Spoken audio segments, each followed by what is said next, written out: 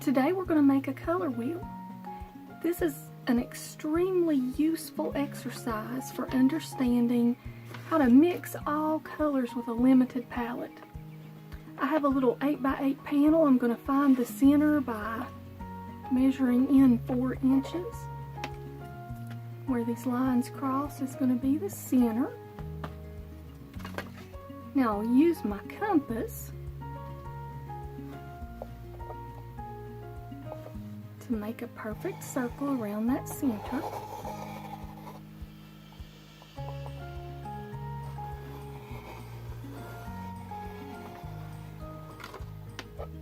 And now I want to make a second circle a little bit narrower.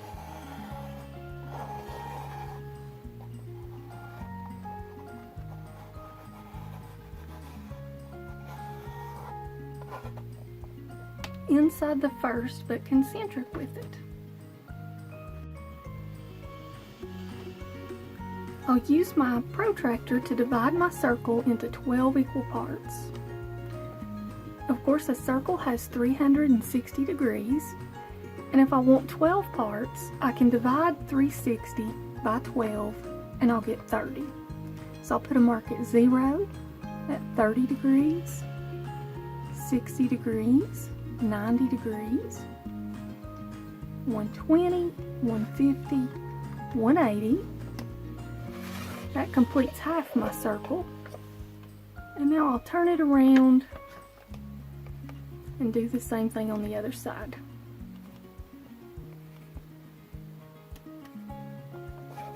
Now I've divided my circle into 12 equal parts, and I'll use my ruler to connect the marks I made.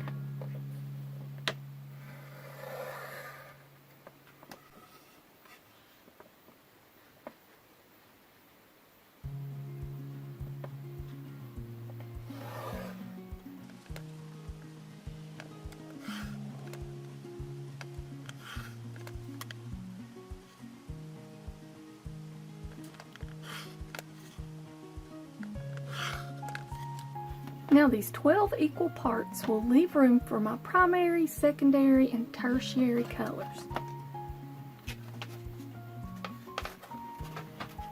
I'm starting with lemon yellow, alizarin crimson, and phthalo blue.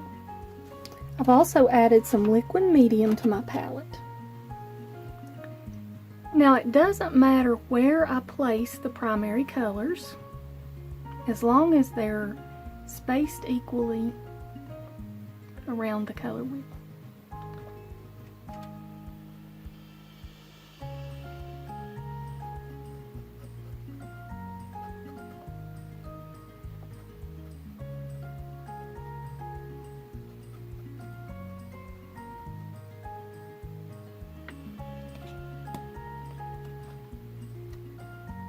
I'm using a different brush for my alizarin crimson. Now I'm going to skip 3 spaces and I'll put my alizarin crimson over here. Then I'll skip 3 more spaces and add my phthalo blue.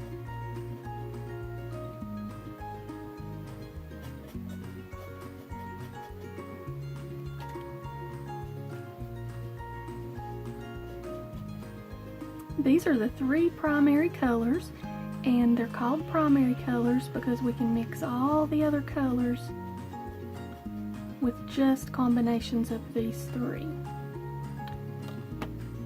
And of course, adding white lightens the value.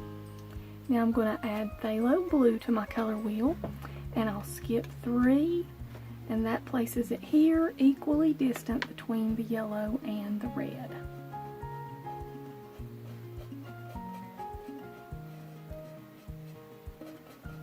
And I'm using 3 different brushes just so I don't have to stop and clean brushes.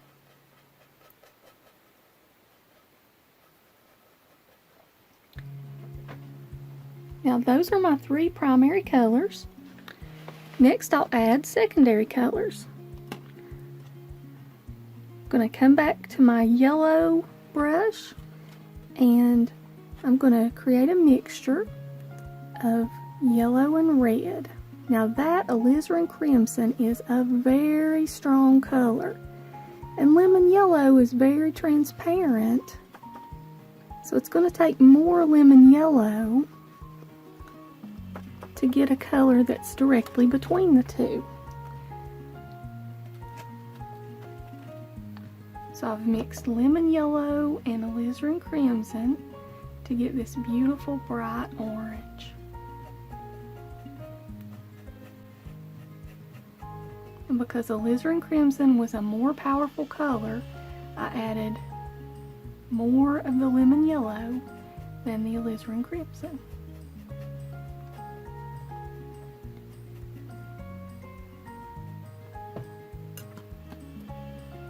Now I'll pick up my brush that has alizarin crimson, and I want to mix the secondary color that goes between red and blue.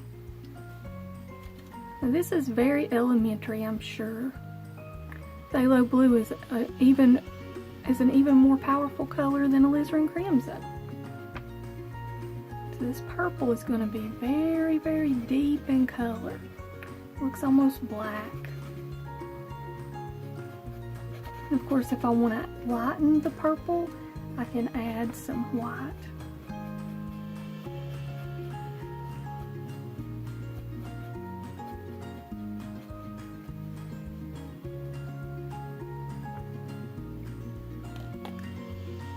Now for my last secondary color, I'll mix lemon yellow and phthalo blue, and of course I'll get green.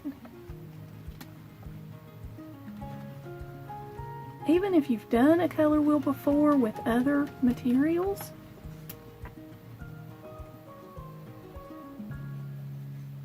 it's good to practice with your oil paints so that you can get a good feel for what they do.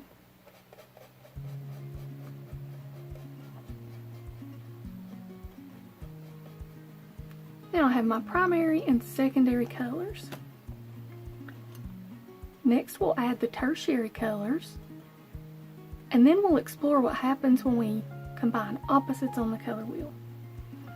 I'll go back to my original yellow brush. It now has orange in it, and what I'm going to do now is I'm going to mix orange and yellow to create the tertiary color yellow-orange.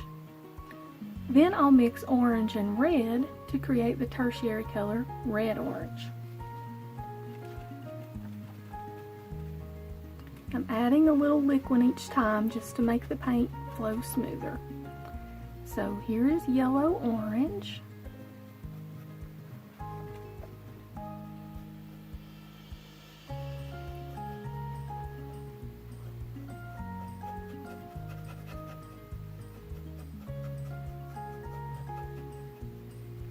Now I'll add some more alizarin crimson to my orange, and remember this is a very powerful color, so it doesn't take much.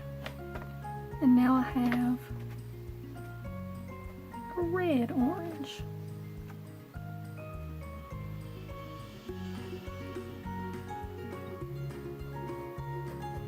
Of course I'm placing each color between the two colors that I mixed to create it.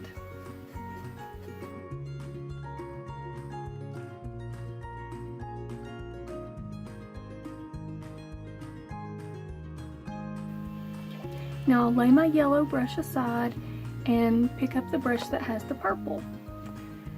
Now I'll mix the tertiary colors, red, purple, and blue purple. Those terms are interchangeable with red, violet, and blue violet. And our phthalo blue is even more powerful than our red, so it takes a little more alizarin crimson.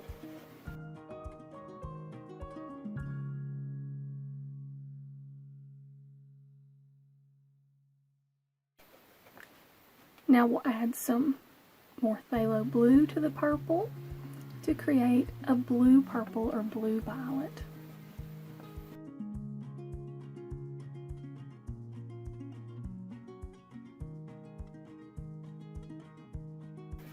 These are highly saturated colors. They're so bold they look almost black. Now moving back to my green brush, I'll mix green and blue to create the tertiary color blue-green. Then I'll mix green and yellow to create the tertiary color yellow-green.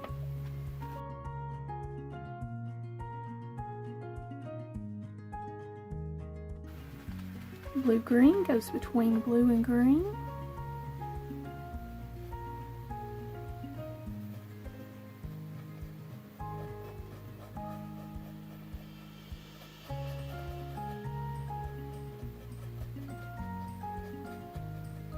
And now yellow-green will go between yellow and green.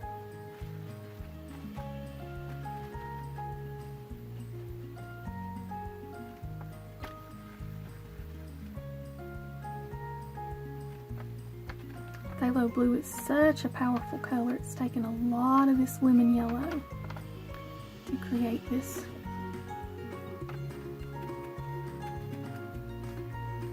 yellow.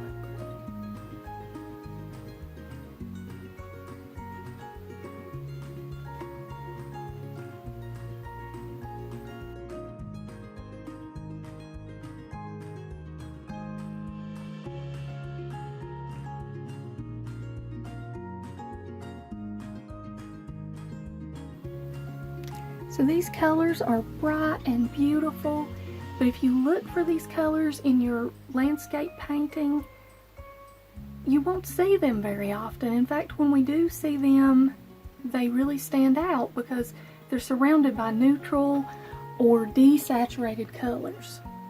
That's one of the reasons fall leaves look so beautiful to us, because they're saturated color. And some of the flowers we see in the summertime have beautiful saturated colors.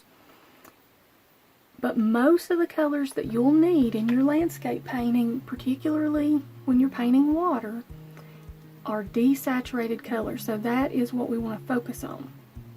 In order to desaturate a color, you're going to mix its opposite on the color wheel. I'm going to start with, I have my green brush here, and so I'm going to use my green color, and I'm going to bring it across and meet its opposite, which is the alizarin crimson. So I'm going to bring that green across a little bit less all the time. And now I'm going to pick up some alizarin crimson. Remember, this is a very powerful color, so I'm only putting just a little bit on the brush. And now I'm going to bring the alizarin crimson down to meet that green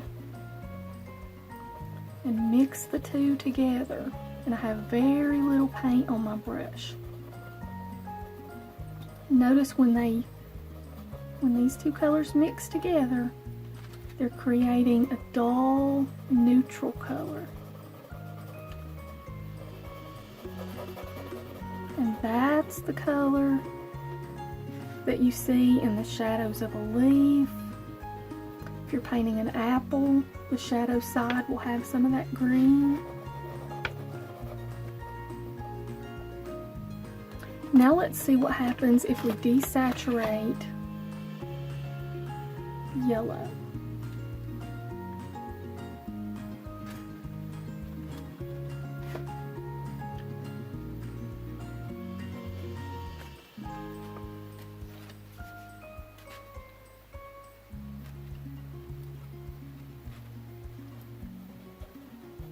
So I'm going to bring the yellow across to meet its opposite, which is purple.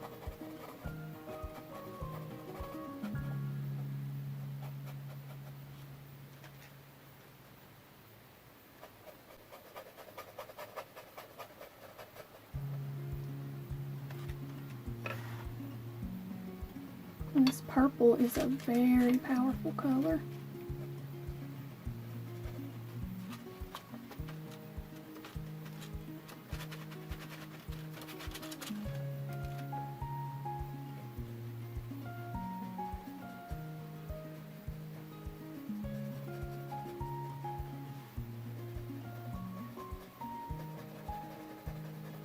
when that purple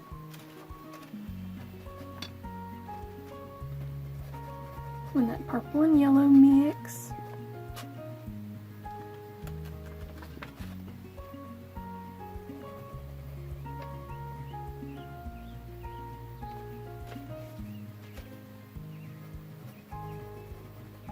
We get a dull, desaturated color.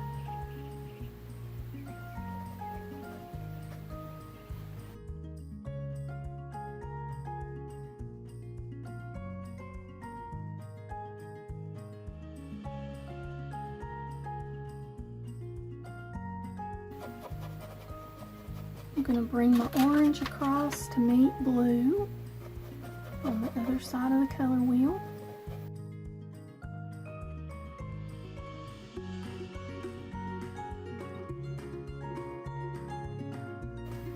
These are some of the neutrals that we might see in an acorn.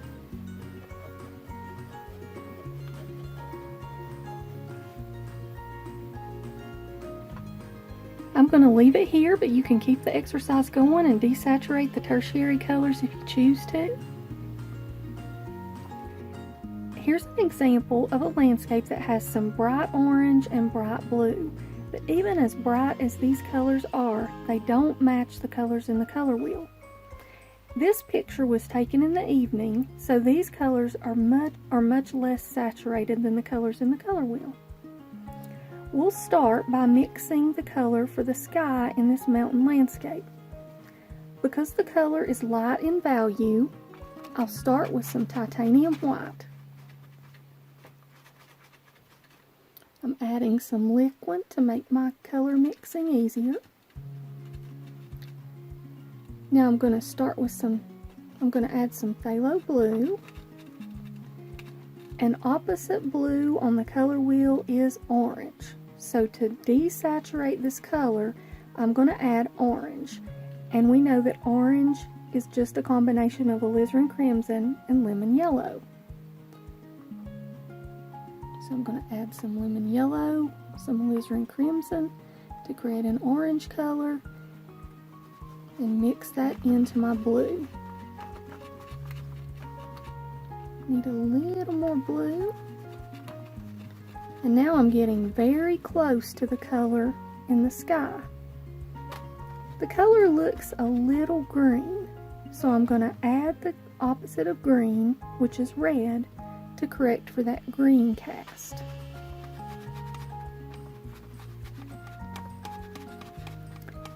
Now I feel like this color is getting really close. One quick way to test your color when you think you have something close to what you need is to slide your reference picture into a page protector and just dab a little bit of that color onto the page protector. I can see that I have the color right, but the value is just a little too light. So I'll go back and add a little phthalo blue, alizarin crimson, lemon yellow,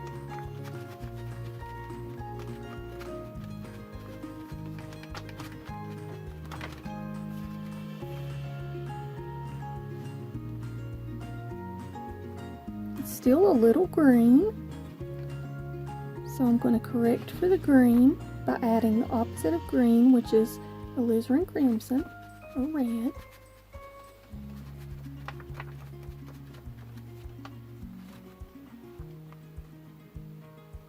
The color is close. Now it's a little too dark in value, so I'm going to lighten the value by adding just a little titanium white. Now I should have something that's very close. And that's just about indistinguishable from the picture. Now we'll do the same thing to mix the color in this first mountain range.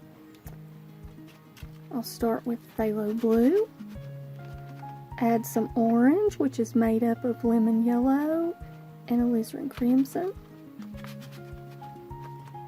It's a little too orange, so I'm going to add some more blue.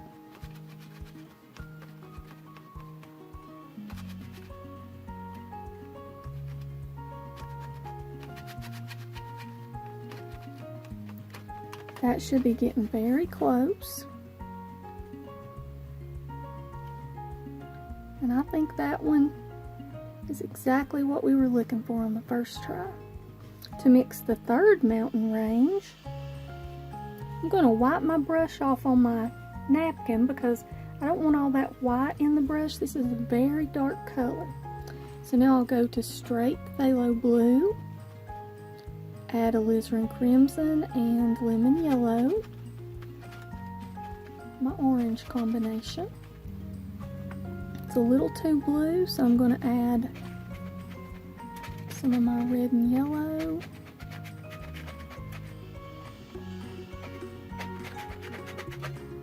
Now this is an almost black color. It's actually a little darker in value than the color in my painting. So I do need a little titanium white to lighten that value. And as I lighten it, I can see it's a little too blue, so I'm going to add my red and yellow orange mixture. And now we have it.